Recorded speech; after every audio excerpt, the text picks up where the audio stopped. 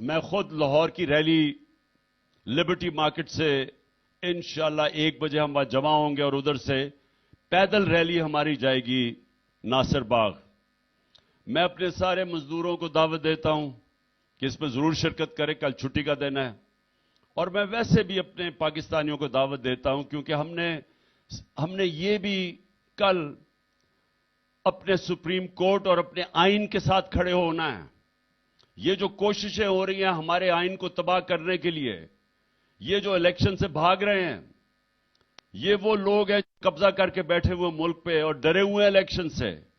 ان کو یہ بتانا چاہتے ہیں کہ قوم اس وقت جو آئین کے مطابق الیکشن ہونے چاہیے، جو سپریم کورٹ نے فیصلہ کیا، ساری قوم سپریم کورٹ اور آئین کے ساتھ کھڑی ہے. اور آپ نے سب نے آنا ہے میرے ساتھ. میں لیڈ کروں گا لاہور سے ریلی.